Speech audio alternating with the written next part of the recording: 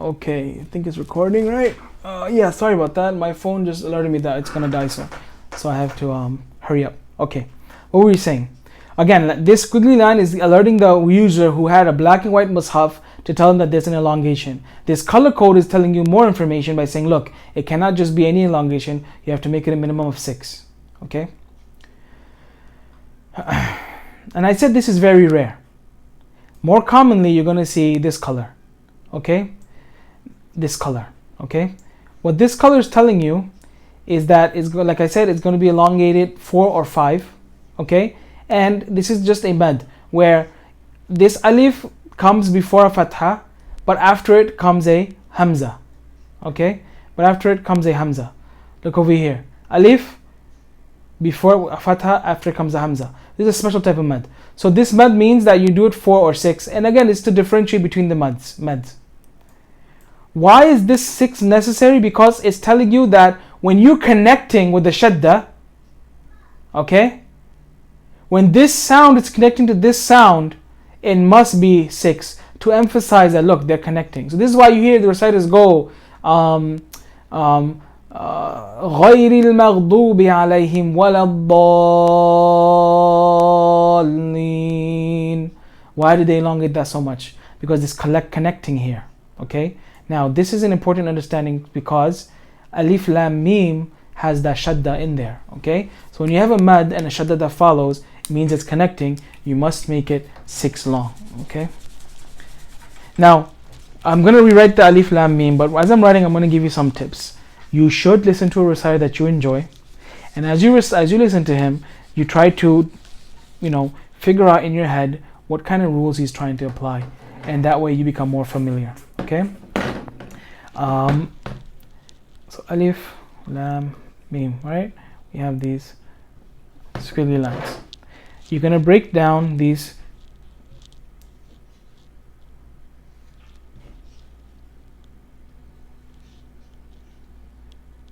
shoot, I made a mistake. Give me a second.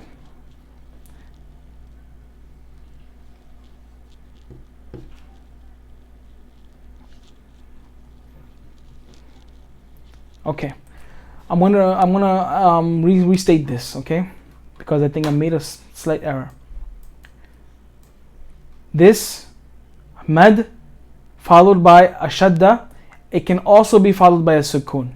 Okay, it can also be followed by a sukun. That's what I forgot to mention before. And this is evident in this example. Now I don't know how fast you said it, but I think you said it too quickly. Alif lam mim. No, I don't want you to do that. Okay, it's alif lam mim. Okay, alif lam mim. Right? If you break it down, it's alif, and look at this, lam with a fatha with an alif that's hanging around. That's a mad. It's connecting to this mim with a shadda, so it has to be 6. Lam mim. Now the same thing here. Ya hanging around there with the kasra before it. So now it has to be, and then after it is a sukoon, right? The sukoon here. So it has to be alif lam mim. Why did I elongate the mim? Okay, this is another rule that we'll talk about that another day, inshallah, maybe tomorrow. But just remember with the shadda tells you that there's a mim, another mim, right, with a sukoon, mim. Okay. When you have that, mim with a sukoon. When you have that. Mim with the sukoon, there are special rules with it. Mim with the sukoon, and also noon with the sukoon. I don't want to give too much today. I think it's going to be overkill. Mim with the sukoon and noon and sukoon have special rules where you have to sometimes elongate them. And for example, inna, right? You don't say inna. Inna anzalnahu fi laylatil qadr, right? So that there's 2 different noons there with 2 different sounds, but both have sukoon. Inna is one, and anzalna, we'll go through that inshallah as we hit it. Okay, but let's go through Surah Baqarah. أعوذ بالله من الشيطان الرجيم بسم الله الرحمن الرحيم ألف لام ميم ذلك الكتاب لا ريب فيه هدى للمتقين الذين يؤمنون بالغيب ويقيمون الصلاة ومما رزقناهم ينفقون والذين يؤمنون بما أنزل إليك وما أنزل من قبلك وبالآخرة هم يوقنون أولئك على هدى من ربهم وأولئك هم المفلحون. Okay, let's go through a few things that you might have a question with. In this mushaf, you see these 3 dots here and these 3 dots here. Again, it's another symbol to tell non-Arab speakers where to stop. In this sentence, you can stop ذَلِكَ الْكِتَابُ لَا رَيْبَ, which you did, I believe, in your recitation. ذَلِكَ الْكِتَابُ لَا رَيْبَ. That's fine. It's telling you can do that. Or if you don't want to stop there, ذَلِكَ الْكِتَابُ لَا رَيْبَ فِيهِ. I stopped here instead. Okay? Rules of stopping. We'll talk about that next time, inshallah. But I just want you to try to see what I do when I stop. Just keep that in the back of your mind. If you notice, when I stopped here, I didn't pronounce the kasra. Okay? So when you listen to a reciter, try to pay attention to what they do. They do it for a reason. I say, pick a reciter like Mishari al-Afasi, okay? Or you can pick the classics like Minshawi, Abdul Basit, Hudhayfi, Husari. You can listen to them too. In terms of more contemporary, Mishari will be one, Mahir al-Muwaqqili, another one, Saad al-Ghamdi. I don't want you to listen to Luhaydan. I don't want you to listen to Sudais or Shuraim. And the reason why is they're more expert in recitation. So they apply a variety of recitation rules which may confuse you at this stage. Okay, they know where to stop, they know how to stop, they stop often, frequently, stop in different areas where beginners don't usually stop. See, me and you, we'll recite the whole verse, or we'll stop where we're supposed to stop, but they'll stop in the middle of the verse and they'll continue. So their stopping rules will confuse you. So pick somebody like Mishari who seems to always recite the entire verse unless he's allowed to stop. So here, these 3 symbols, you won't see it too frequently in the Quran. It'll tell you can choose where to stop. The other symbol that we saw here was this sili. So Sad, Lam, and Ya there. Okay. Here, I believe it says that it is preferable to stop here. Okay. It's preferable to stop here. I'll double check. If I'm incorrect, I will let you know. There's another one that you'll see. It has a qaf instead of the sad. Qaf, Lam, Ya. That means you are not allowed to stop there. Or you must stop. Oh man, now I'm confusing those two. Okay, let's just stick to this page. Sili here, I'm almost 100% sure means that it's preferable to stop here. Okay, you showed me a jim in your book. I think jim means it's your choice. You can stop or you can continue. But let me verify that, and I'll send you a text to confirm that. Okay. But here, sili means it's your choice to stop or not. We're going to go through one page at a time so that way you can learn the rules that I'm teaching. I'm not teaching you a lot of rules at the same time. I'm trying not to. I know we covered a lot today. It's just, these are very things that I believe are very easy to correct. And if you just practice, you'll correct them. This color coded tajweed book is very helpful to help you see different things. This blue means that these letters are thick. You pronounce them as thick. This sky blue, there's a qalqala. Okay, don't worry about that now, but just try to pay attention to how this sounds when a reciter recites it, right? الَّذِينَ يُؤْمِنُونَ بِالْغَيْبِ وَيُقِيمُونَ الصَّلَاةَ وَمِمَّا رَزَقْنَاهُمْ يُنْفِقُونَ. So you heard that little razaq. razaq. It's a characteristic of this letter. It's very hard to stop at this letter without making that extra sound that I just made. Razaq, right? That's me trying to stop at that letter. It's impossible.